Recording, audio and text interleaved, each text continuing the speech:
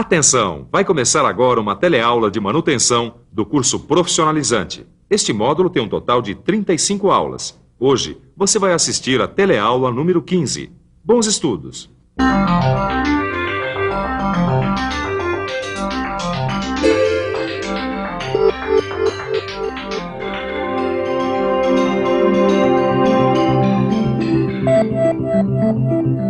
Pronto, desmontadinha da Silva. E aí, Caio, achou o defeito? Ih, acho que eu fiz uma besteira, hein, Tito? Que besteira.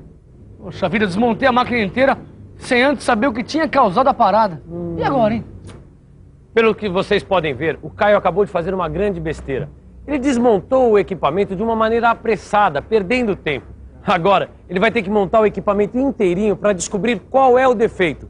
Se ele tivesse seguido as técnicas e os procedimentos adequados para a desmontagem do equipamento, tudo seria mais fácil. E que procedimentos são esses? Ó, isso você vai ver agora, porque desmontagem de equipamentos e máquinas é o assunto da nossa teleaula de hoje. Hoje você vai ver que a desmontagem de uma máquina deve obedecer a uma sequência de procedimentos que visam facilitar o trabalho e evitar acidentes.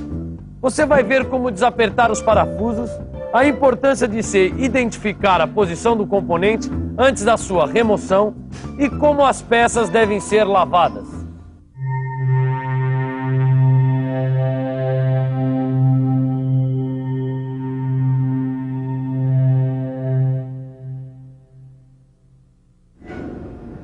Pronto, Tito. Tá tudo montado. Agora sim, hein, Caio. Agora a gente vai poder fazer as coisas como elas devem ser feitas. E você aprendeu que não se deve ir desmontando uma máquina sem ter antes analisado o problema, não é mesmo? Nem pensar. Desmontar assim na loucura, nunca mais. Pois bem, como a gente já viu anteriormente, a análise de um problema que possa ocorrer numa máquina, ela deve ser baseada no relatório do operador, no exame da ficha de manutenção da máquina e em testes que devem ser realizados nos instrumentos de controle. Você já fez isso, Caio? Bom, a ficha de manutenção tá aqui, ó. Então vamos analisá-la, Caio. Eu não sei o que aconteceu, mas parece que o torno está com um barulho estranho. Já examinei a ficha de manutenção da máquina e nada de descobrir a origem desse defeito. É por isso que eu resolvi fazer essa série de testes com os instrumentos de controle. Quem sabe agora eu descubro o problema. Mas seja como for, você viu que eu estou fazendo o possível para evitar desmontar a máquina. O certo é encontrar o defeito antes de começar a desmontagem. E por quê? Ora, porque se eu desmontar a máquina, além de demorar um tempo enorme com isso, eu ainda vou tornar a máquina indisponível para a produção, o que ninguém quer. Mas se, apesar de tudo, a máquina tiver mesmo que ser desmontada, o que acontece? Bom, se não tiver outro jeito e se a máquina tiver mesmo que ser desmontada, então você deve obedecer a seguinte sequência de procedimentos. Em primeiro lugar, você deve desligar os circuitos elétricos e remover as peças externas feitas de plástico, borracha ou couro. Na sequência, limpe a máquina e drene seus fluidos, para só então remover os circuitos elétricos, assim como as alavancas, as mangueiras, as tubulações, os cabos. E não se esqueça também de calçar os componentes pesados.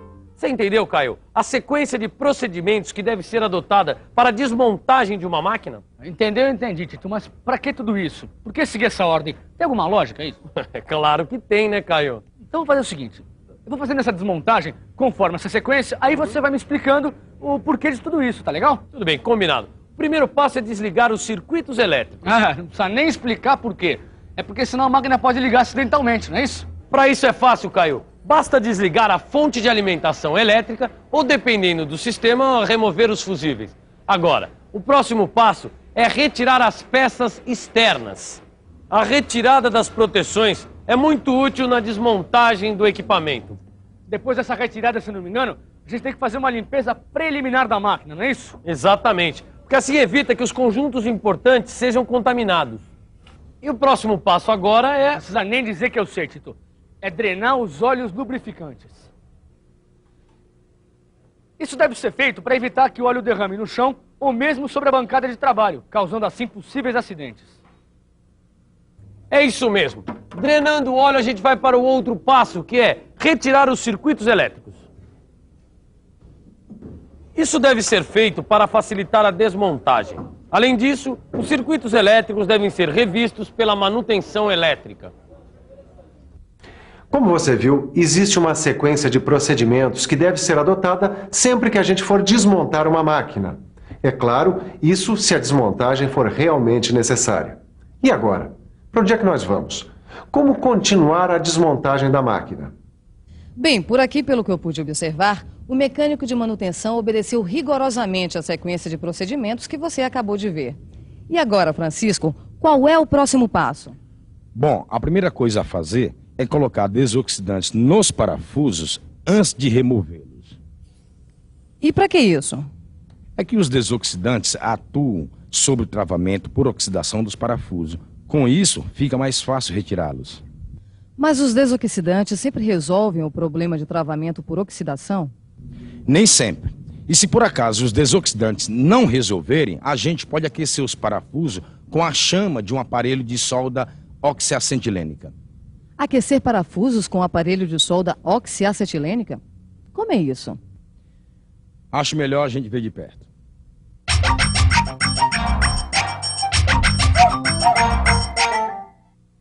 Como o parafuso não soltou com o auxílio do desoxidante, a gente vai ter que usar este aparelho de solda oxiacetilênica. E que deve ser usado dessa forma. Veja que agora o parafuso não está mais emperrado. Como você viu, para soltar os parafusos você deve usar desoxidantes. Bom, se não forem eficientes, use um maçarico de solda oxiacetilênica. Bom, e depois disso, é só ir desapertando os parafusos pura e simplesmente? Ou será que eles devem obedecer a alguma ordem para serem desapertados? É, claro que sim. Quando você for desapertar os parafusos de uma máquina, adote para isso a mesma sequência usada na ocasião em que eles foram apertados. Bom, e como saber essa sequência? Olha, isso é muito simples. É só consultar uma tabela que mostra a sequência de apertos de parafusos. Sabendo-se a sequência de apertos, sabe-se a sequência de desapertos. Como assim, Tito? Eu não entendi essa história direito, não. Calma, Caio, que não tem segredo. Dá uma olhada nessa tabela aqui, ó. Nesse exemplo, que é o primeiro indicado na tabela, sempre que tiver essa figura, você deve fazer apertos sucessivos e alternados. Ou seja, aplicar a metade do esforço de aperto. Por que isso, Tito? É que fazendo apertos sucessivos até a metade dos esforços de aperto, você evita o empenamento das peças. Então para desapertar é só fazer o caminho inverso. Exatamente. Dá uma olhada nesse outro exemplo aqui, ó. Aqui a gente deve fazer o desaperto sucessivo cruzado. Certo, vamos lá.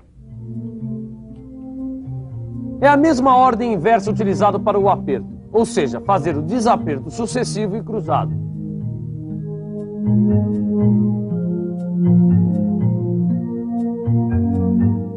Mas a ordem de aperto dos parafusos não fica só nesses dois exemplos, não. Nessa tabela que você também tem aí no seu livro, há várias possibilidades quanto à disposição e o número de parafusos. Seguir a orientação da tabela é muito importante para que o desaperto dos elementos de fixação não cause dano às peças do conjunto. Aqui estão as peças da máquina que foi desmontada, dispostas na sua posição correta de funcionamento. Francisco, por que isso?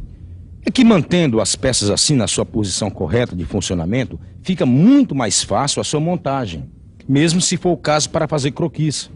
Mesmo tendo manuais e croquis que auxiliam na desmontagem da máquina, a gente sempre tem que identificar a posição do componente na máquina antes da sua remoção. Por que isso?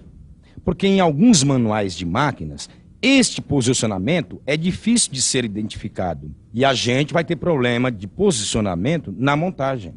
Muito bem. Agora que a máquina já está desmontada, qual é o próximo passo? Bom, agora a gente vai lavar as peças.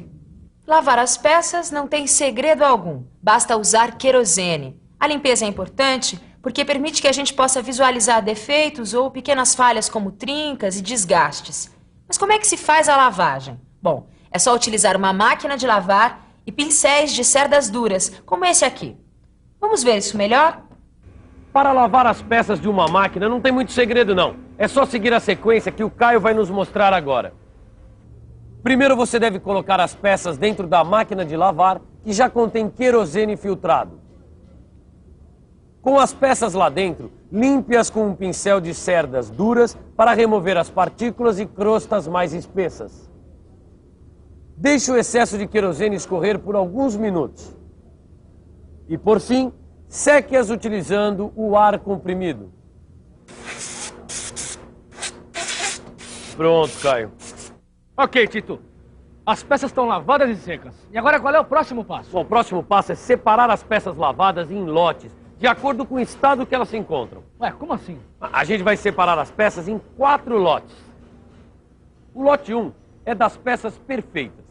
O lote 2 é o das peças que necessitam recondicionamento. O lote 3 é o das peças danificadas, que devem ser substituídas. Já o lote 4 é o das peças que precisam ser examinadas em laboratório. E agora, Tito, o que é que nós vamos fazer? Bom, Caio, agora que a máquina já foi desmontada, as suas peças lavadas, secadas e separadas em lote, está na hora de a gente começar a corrigir as falhas e os defeitos. Como fazer isso? Bom, esse é um assunto para a nossa próxima teleaula. Agora é hora de uma boa revisão. E atenção, se liga aí que é hora da revisão. Na teleaula de hoje, você viu que a desmontagem de uma máquina deve obedecer a uma sequência de procedimentos que visam facilitar o trabalho e evitar acidentes. Você viu também como os parafusos devem ser desapertados, a importância de se identificar a posição do componente antes da sua remoção. E por fim, você viu como as peças devem ser lavadas. Hoje você aprendeu como desmontar uma máquina, mas na próxima teleaula tem mais. Quando você vai aprender a montar conjuntos mecânicos, combinado? Então até lá. Até lá!